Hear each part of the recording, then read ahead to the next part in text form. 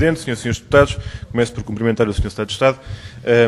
Eu gostava de começar por dizer, a propósito de uma referência que foi feita há pouco sobre, supostamente, o contentamento de alguns em relação às greves, eu gostava de dizer a todos que aquilo que me apetece expressar neste momento é a confiança quando se verifica que há cada vez mais gente que se recusa a comer e calar e a aceitar as supostas inevitabilidades. E por isso, quando os trabalhadores vão à luta, penso que é muito importante verificar que esses caminhos de sentido único não são recebidos com reações de tipo comer e calar.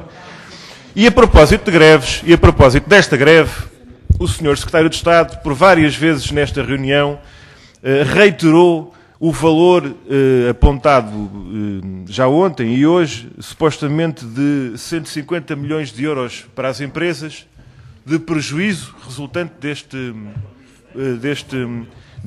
desta greve nos transportes públicos.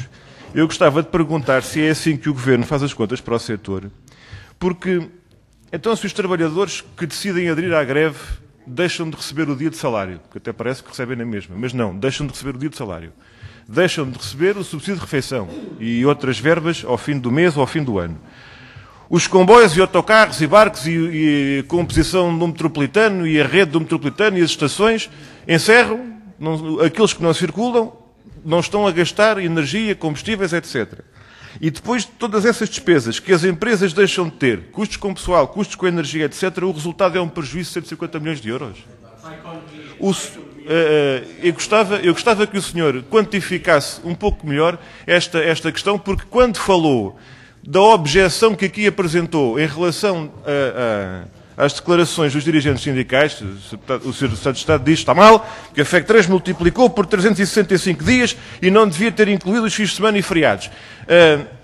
Então temos que retirar esses dias de fim de semana e feriados e então, em vez de falarmos de 30% do PIB, falamos de 20% do PIB. Então há uma coisa aqui que não está certa, porque aquilo que o senhor falou ontem não foi prejuízo para a economia, foi prejuízo para as empresas. Portanto, não vale a pena estar a dizer uma coisa e, passado um bocadinho, dizer não foi isso que eu disse, foi ao contrário, porque ficou muito claro, e toda a gente entendeu, que os 150 milhões de euros não eram com as contas que aqui... Portanto, não vale a pena estar aqui a baralhar, a fazer malabarismos com os números, porque isso é de uma profunda desonestidade. Mas ainda sobre os custos da greve, há uma pergunta que ainda não foi feita e que vale a pena ser feita, que é quanto é que custa a operação de boicote à greve que foi desencadeada mais uma vez nas empresas. Ou seja, nas empresas do setor dos transportes é proibido pagar trabalho extraordinário. Não há corte de descanso, trabalho extraordinário, não há, não se pode. Um ano inteiro que isto é proibido. No dia da greve mobilizou-se toda a gente com trabalho extraordinário, com cortes de descanso, há dinheiro para tudo. Perguntou-se aos trabalhadores quem é que queria que os fossem buscar a casa. Alegou-se viaturas para ir buscar as pessoas a casa para irem trabalhar em dia de greve. Mobilizou-se trabalhadores até dos serviços centrais, dos escritórios, para irem para os comboios. Eu pergunto, quanto é que isto custa às empresas? Esta operação de fura-greves, esta operação de boicote que foi desencadeada, quanto é que custou? É uma pergunta muito concreta. Está apurado o valor destas decisões concretas? É uma pergunta que eu gostaria de colocar desde já ao Sr. Secretário de Estado. Obrigado, Sr. Presidente.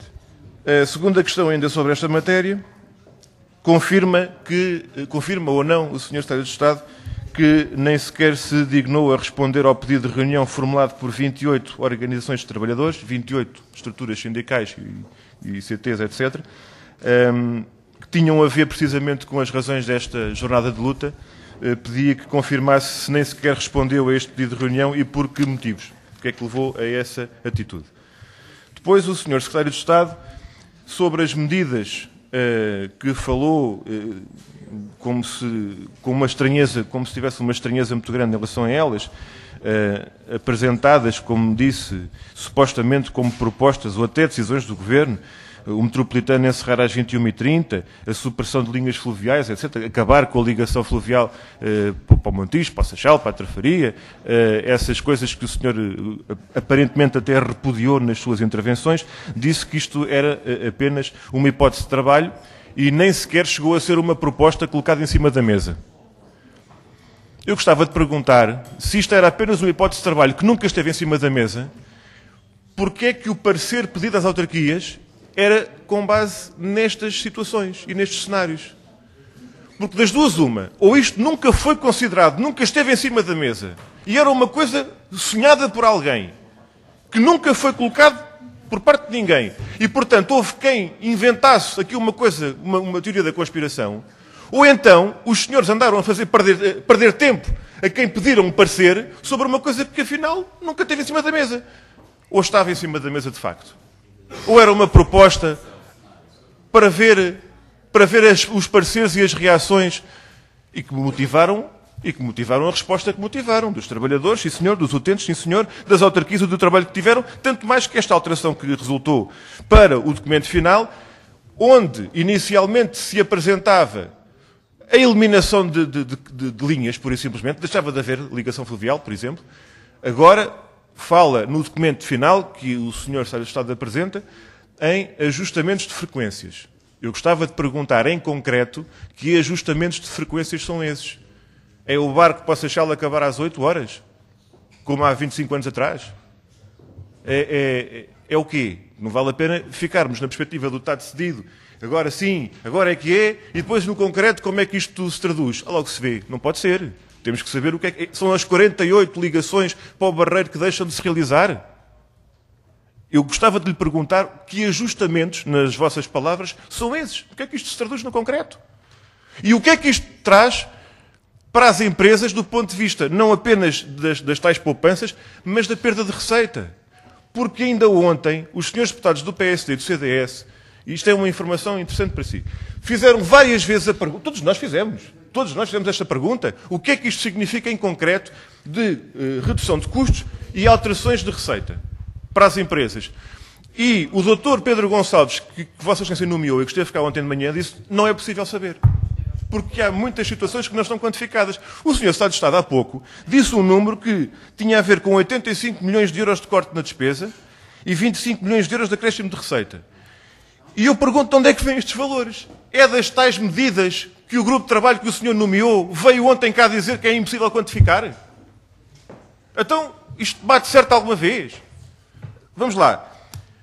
As carreiras do Serviço Suburbano da Carris, segundo o relatório final do grupo de trabalho, só no primeiro semestre de 2011 tiveram uma receita líquida para a Carris, só nesta empresa, no primeiro semestre de 1.938.000 euros. Portanto, cerca de 4 milhões de euros de receita líquida anual para a Carris destas carreiras de serviço suburbano. Só a carreira de 36 para o Odivelas dá um lucro de 350 mil euros por ano para a Carris. A carreira 53 para a Almada dá um lucro de €500 mil para a Carris. E eu pergunto se os senhores vão reforçar a oferta nestes serviços para ter mais receita para a Carris. Ou se vão fazer ao contrário, vão diminuir as carreiras nestes serviços onde há lucro para a Carris. E se for preciso, até espero um bocadinho para que as minhas perguntas sejam...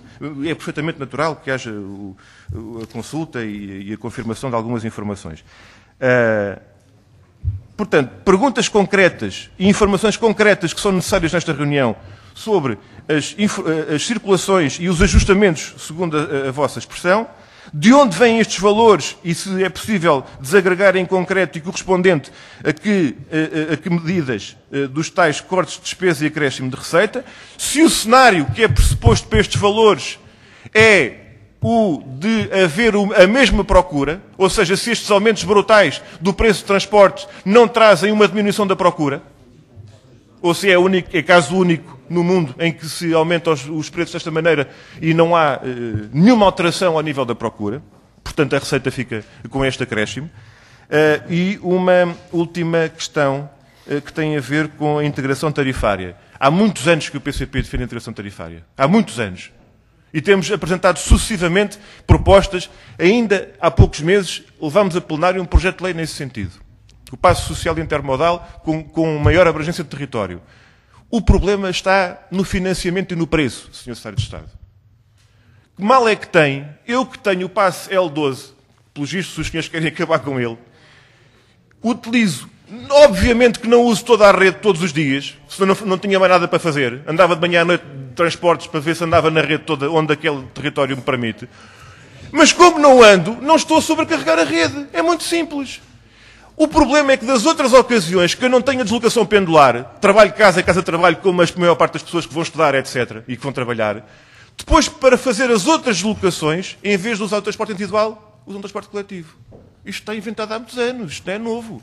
A questão é que, ao diminuir a abrangência dos espaços, ou então subindo de uma forma brutal os preços de território equivalente, estão a retirar mobilidade às pessoas e a encarecer o transporte coletivo e a fazê-lo perder atratividade. Portanto, não vale a pena iludir as pessoas e confundir ou tentar misturar a questão aparentemente certa e justa da integração tarifária, da simplificação da estrutura, com aquilo que, na verdade, resulta desta vossa política e de governos anteriores, que é o encarecimento do transporte para as pessoas. Porque as pessoas não aguentam mais. Isto é impossível.